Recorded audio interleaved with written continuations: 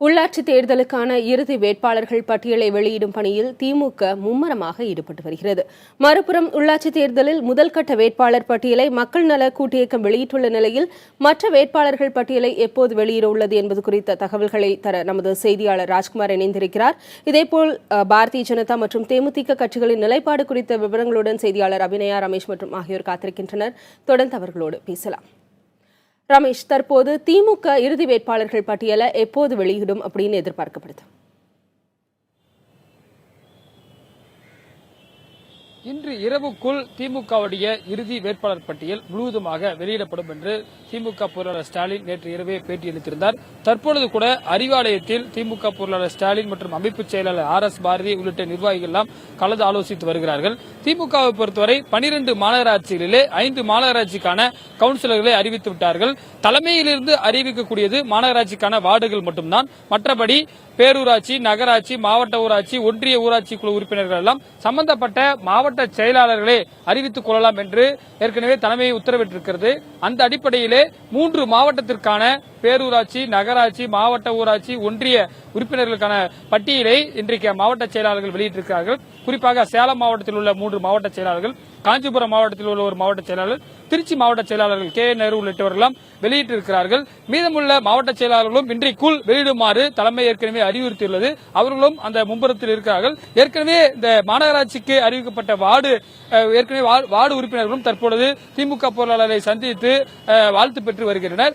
இன்று இரவுக்குள் முழு பட்டியலும் வெளியாகி நாளைக்கு ஒட்டுமொத்தமாக வேட்புமனு தாக்கல் செய்வார்கள் என்று எதிர்பார்க்கப்படுகிறது. திவ்யா, ரமேஷ், நீங்க இணைப்பிலே இருங்க. ராஜ்குமார், உள்ளாட்சி தேர்தலில் மக்கள் நல கூட்டணி சார்பில் வேட்பாளர் பட்டியல் வெளியிடுவதற்கான இறுதிக்கட்ட பணிகள் தற்போது நடைபெற்று வருகிறது. இந்த பட்டியல் எப்போது வெளியிடக்கூடும் என்று எதிர்பார்க்கப்படுகிறது?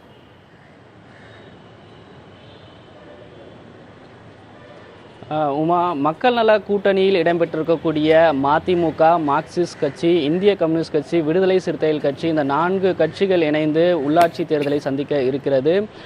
இந்த கூட்டணியில் இடம்பெற்றிருக்கக்கூடிய கட்சிகள் வேட்பாளரை இறுதி செய்யக்கூடிய பணியில் ஈடுபட்டு வருகிறார்கள். ஏற்கனவே அந்தந்த மாநகராட்சியினுடைய இருக்கக்கூடிய கட்சியினுடைய தலைமைகள் எந்தெந்த வார்டுகளில் கூட்டணியில் இடம்பெற்றிருக்கக்கூடிய கட்சிகள் போட்டியிடுவது அதை இறுதி செய்யக்கூடிய பணியில் அவர்கள் ஈடுபட்டு வருகிறார்கள். அதே போன்று இந்த கூட்டணியினுடைய இருக்கக்கூடிய தலைவர்கள் அறிவிப்பு நாளை 30ஆம் தேதி வேட்பாளர்கள் அறிவிப்பு செய்யப்படும் என்றும், அதன் பிறகு 1ஆம் தேதி அக்டோபர் 1ஆம் தேதி வேட்புமனு தாக்கல் செய்வதற்கான பணிகள் நடைபெற்று வருவதாக தெரிவித்திருக்கிறார்கள். இதில் திருச்சி மாவட்டத்திலிருந்து மட்டும் முதல் கட்டமாக கூட்டணியில் இடம்பெற்றிருக்கக்கூடிய கட்சிகள் எந்தெந்த வார்டுகளில் போட்டியிடுவது என்ற அறிவிப்பை நேற்று அந்த மாவட்ட தலைமை அறிவித்திருக்கிறது. முதல் கட்டமாக 30 இடங்களில் போட்டியிடக்கூடிய வார்டுகளினுடைய இடங்களை நேற்று அறிவிக்கப்பட்டிருக்கிறது. இதுபோன்று ஒவ்வொரு மாவட்ட தலைமையும் அதற்கான ஆலோசனையில் ஈடுபட்டு வருகிறார்கள்.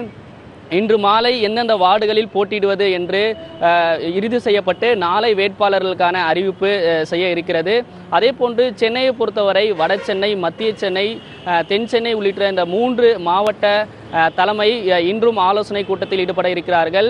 இன்று மாலை சென்னை மாவட்டத்தினுடைய இந்த 200 வார்டுகளில் கூட்டணியில் இருக்கக்கூடிய கட்சிகள் எந்தெந்த இடங்களில் வார்டுகளில் போட்டியிடுவதற்கான அறிவிப்பு இன்று மாலை வெளியிடப்பட இருக்கிறது. அதே போன்று விடுதலை சிறுத்தைகள் கட்சியை பொறுத்தவரை வேட்புமனு தாக்கல் செய்யப்படுவது நாளை பிற்பகலில் வேட்புமனு தாக்கல் செய்யப்படுவதற்கான வாய்ப்புகள் இருப்பதாகவும் விடுதலை சிறுத்தைகள் கட்சியின் சார்பில் சொல்லப்படுகிறது. தொடர்ந்து இணைப்பில் இருங்க ராஜ்குமார். இந்த நேரத்தில் பாரதிய ஜனதா தேமுதிகவுடைய நிலைப்பாடு எப்படி இருக்கு அப்படின்றது குறித்த செய்தியாளர் அபிநயாவிடம் பேசலாம். அபிநயா, திமுக ஒரு புறம், மறுபுறம் மக்கள் நல கூட்டணி அப்படின்னு அவர்கள் தங்களுடைய வேட்பாளர் பட்டியலுக்கான தயார் நிலையில் இருக்கிறார்கள். இந்த நேரத்தில் பாரதிய ஜனதாவும் தேமுதிகவும் ஒரு தனித்து விடப்பட்ட ஒரு நிலையில் இருக்கிறது அரசியல் நோக்கர்கள் தரப்புல பார்க்கப்படுது. அவர்கள் கூட்டணிக்கான முயற்சியில் ஏதாவது ஈடுபட்டு இருக்கிறார்கள்?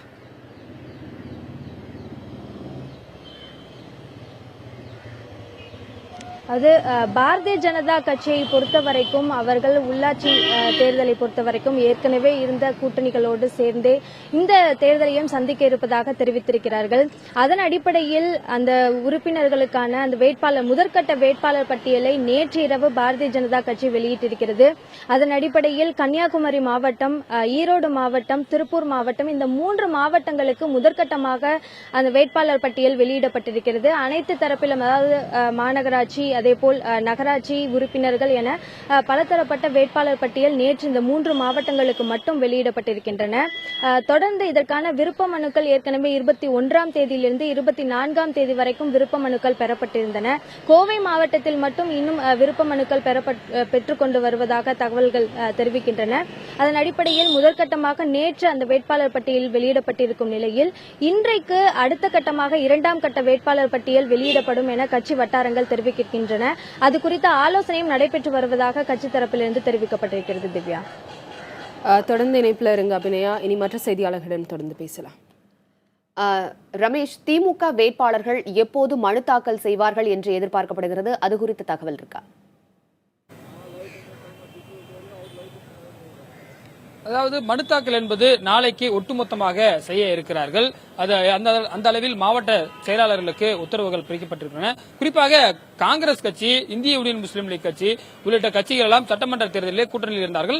அவர்களும் இந்த உள்ளாட்சி தேர்தலிலே தொடர்வார்கள் என்று கட்சி தலைமையிடம் அறிவித்திருந்தது. நாம் இதை பார்க்கும் பொழுது கிட்டத்தட்ட 5 மாநகராட்சிகளுக்கு நேற்று பட்டியல் வெளியிடப்பட்டிருக்கிறது. குறிப்பாக வேலூர், திருச்சி, திருப்பூர், தூத்துக்குடி உள்ளிட்ட 5 மாநகராட்சிகளில் பார்க்கும் பொழுது காங்கிரஸ் கட்சிக்கு சராசரியாக 5% தான் வார்டுகள் ஒதுக்கப்பட்டிருக்கின்றன. குறிப்பாக வேலூர் மாவட்டத்திலே ஒரே ஒரு வார்டு கூட ஒதுக்கப்படாமல் இருக்கிறது. அந்த 6 இடங்கள் அறிவிக்கப்படாமல் இருக்கிறது. அது பின்னர் அறிவிக்கப்படும் என்று சொல்லியிருக்கிறார்கள். அந்த அடிப்படையிலே பார்க்கும் பொழுது திருச்சியிலே 3 வார்டுகள் மட்டும்தான் ஒதுக்கப்பட்டிருக்கிறது.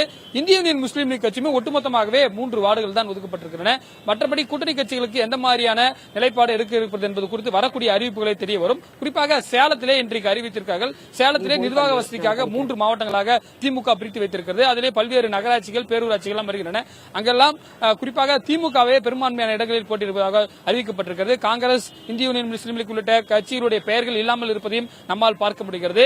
ஏற்கனவே திருநாவுக்கரசர் நேற்று அறிவாலயம் வந்து திமுக பொருளாளர் ஸ்டாலினை சந்தித்து ஆலோசனை செய்துவிட்டு சென்றிருக்கிறார். அந்த அடிப்படையில் மீதமுள்ள அந்த 12 மாநகராட்சிகளிலே 5க்கு அறிவிக்கப்பட்டிருக்கிறார்கள். மீதமுள்ள 7லே எந்த அளவுக்கு கூட்டணிக்கு ஒதுக்கப்படுகிறது. குறிப்பாக பிரதான இடங்களாக இருக்கக்கூடிய சென்னை மாநகராட்சி, கோவை இதெல்லாம் வருகிறது, மதுரை எல்லாம் வருகிறது.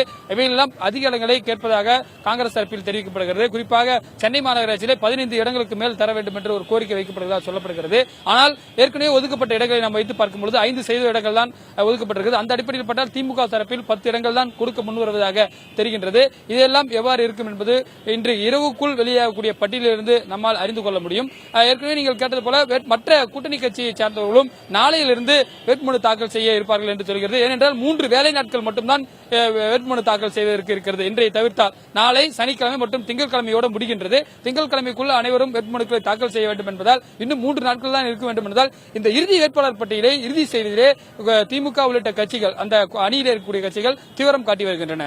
உமா, உள்ளாட்சி தேர்தலை சந்திக்க ஒவ்வொரு கட்சியினரும் எத்தகைய தயார் நிலையில் இருக்கிறார்கள்? அவர்கள் எத்தகைய வியூகத்தோட மக்களை சந்திக்க இருக்கிறார்கள்? ராஜ்குமார், மக்கள் நல கூட்டணியினர் எத்தகைய தயார் நிலையில் இருக்கிறாங்க அப்படின்றத முன்னாடி முன்வைத்தீர்கள். ஏற்கனவே அவர்கள் சட்டமன்ற தேர்தலில் திமுக, அதிமுகவிற்கு மாற்று அப்படின்ற முழக்கத்தோட அவர்கள் களமிறங்கினார்கள். ஆனால் அதில் ஒரு பெரிய ஏமாற்றத்தை தான் அவர்கள் சந்தித்தார்கள் அப்படின்னு சொல்ல முடியும். இந்த நேரத்தில் அவர்கள் மக்களை எவ்வாறு சந்திக்க வியூகம் வகுத்திருக்கிறார்கள்?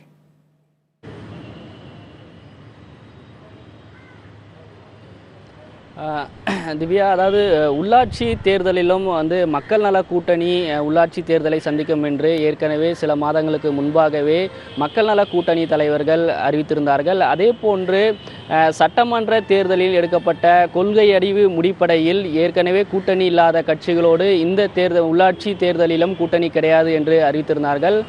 அது ஒரு புறம் இருக்க, அதே போன்று சட்டமன்ற தேர்தலில் தொகுதி உடன்பாடு ஏற்பட்டு தேமுதிக தமிழ் மாநில காங்கிரஸோடு இணைந்து சந்தித்தார்கள். ஆனால் இந்த உள்ளாட்சி தேர்தலின் போது தமிழ் மாநில காங்கிரஸ் தனித்து போட்டி என்று அறிவித்திருந்தது. அதே போன்று தேமுதிகவும் மக்கள் நல கூட்டணியோடு இணைவதற்கான வாய்ப்புகள் இல்லை என்று கூட்டணி தலைவர்கள் தெரிவித்திருக்கிறார்கள். அதே போன்று இந்த உள்ளாட்சி தேர்தலை பொறுத்தவரையும் உள்ளாட்சி தேர்தலுக்கு குறுகிய கால அவகாசம் தான் கொடுக்கப்பட்டிருப்பதாக மக்கள் நல கூட்டணி தலைவர்கள் தெரிவித்திருக்கிறார்கள். எனினும் ஏற்கனவே 2 மாதங்களுக்கு முன்பாகவே மாவட்ட வாரியாக மக்கள் நல கூட்டணியில் இருக்கக்கூடிய கட்சிகள் அதற்கான ஒருங்கிணைப்புக்கான பணிகளை அவர்கள் ஏற்படுத்தியிருக்கிறார்கள். மாவட்ட தலைமையுடன் இணைந்து ஒவ்வொரு மாவட்டங்களிலும் மக்களை சந்தித்து இருக்கக்கூடிய மக்களுடைய பிரச்சனைகளை சந்தித்து இந்த உள்ளாட்சி தேர்தலை சந்திக்க இருப்பதாக அவர்கள் தெரிவித்திருக்கிறார்கள். தற்போது எந்தெந்த வார்டுகளில் போட்டியிடுவதற்கான இடங்களை தேர்வு செய்து வருகிறார்கள். அதில் அந்தந்த கட்சிகளுக்கு ஒரு வார்டுகளை மற்ற கட்சிகளும் கேட்பதால் இது செய்வதற்கான பணிகளில் ஈடுபட்டு வருகிறார்கள். இன்று மாலை அதற்கான ஏற்பாடுகள் முடிக்கப்பட்டு நாளை வேட்பாளருக்கான அறிவிப்பு செய்யப்பட இருக்கிறது. நீங்க இணைப்பில் இருங்க. அபி, நீங்க முன்பு பேசும்போது பாரதிய ஜனதாவோட உள்ளாட்சி தேர்தலில் இருக்கக்கூடிய நிலைப்பாடு, அவர்களுடைய பணிகள் இறுதி நிலை குறித்து சொன்னீங்க.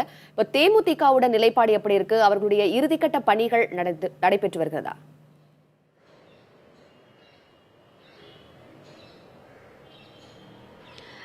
நிச்சயமாக உமா, அதாவது தேசிய முற்போக்கு திராவிட கழகத்தை பொறுத்த வரைக்கும் அவர்கள்தான் இன்னமும் அவர்களுடைய வேட்பாளர் பட்டியலை வெளியிடாமல் இருக்கிறார்கள். மற்றபடி பெரும்பாலான கட்சிகள் வெளியிடப்பட்டுவிட்டன. அதேபோல் தமிழ் மாநில காங்கிரசுடைய வேட்பாளர் பட்டியல் கூட இன்று வெளியிடப்படும் என எதிர்பார்க்கக்கூடிய நிலையில் தேமுதிகவுடைய வேட்பாளர் பட்டியலும் இன்று பிற்பகலில் வெளியாகும் என எதிர்பார்க்கப்படுகிறது. கட்சி தரப்பிலிருந்து நாம் பேசும்போதும் கூட இதற்கான விருப்ப மனுக்கள் கடந்த 21ஆம் தேதியிலிருந்து 30ஆம் தேதி வரை அவர்களுடைய விருப்ப மனுக்கள் பெறப்பட்டு வருகின்றன.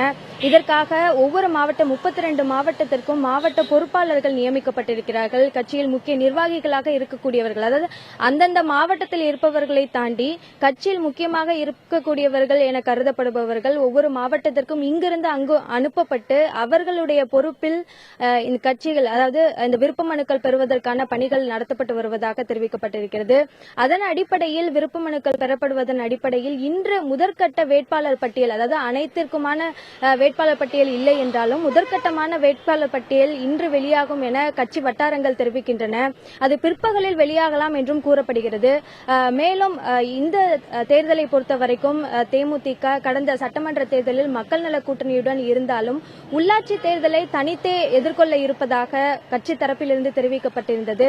அதன் அடிப்படையில் தான் தனியாகவே அவர்களுக்கான அந்த விருப்ப மனுக்கள் பெறப்பட்டு வேட்பாளர் பட்டியலும் இன்று வெளியாகும் என எதிர்பார்க்கப்பட்டு வருகிறது. தொடர்ந்து வேட்பாளர் பட்டியல் அனைத்தும் வெளியிடப்பட்ட பிறகு வேட்புமனு தாக்கல் செய்வதற்கான அந்த தேதியும் உறுதியாக தெரிவிக்கப்படுவதற்கான வாய்ப்புகள் இருக்கிறது.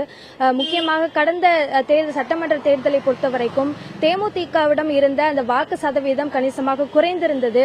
ஆனால் இந்த உள்ளாட்சி தேர்தலை பொறுத்தவரைக்கும் கட்சி என்பதை தாண்டி தனிப்பட்ட முறையில் இருக்கக்கூடிய அந்த வட்டாரத்தில் இருக்கக்கூடிய நபர்களுக்கு தனியாக இருக்கக்கூடிய அந்த செல்வாக்கை பயன்படுத்தி இதில் வெற்றி பெறலாம் என்ற ஒரு எண்ணம் இருப்பதாக தெரிவிக்கப்படுகிறது. உள்ளாட்சி தேர்தல் வாக்குப்பதிவிற்கு இன்னும் சில வார காலம் மட்டுமே இருக்கிறது. இந்த நேரத்தில் கட்சிகள் எத்தகைய நிலைப்பாட்டில் இருக்கின்றன, அவர்கள் எத்தகைய தயார் நிலையில் மக்களை சந்திக்க உள்ளனர், மக்கள் என்னென்ன எதிர்பார்ப்புகளோடு இருக்கின்றனர் என்பது போன்ற பல்வேறு தகவல்களை வழங்கிய உங்கள் அனைவருக்கும் நன்றி.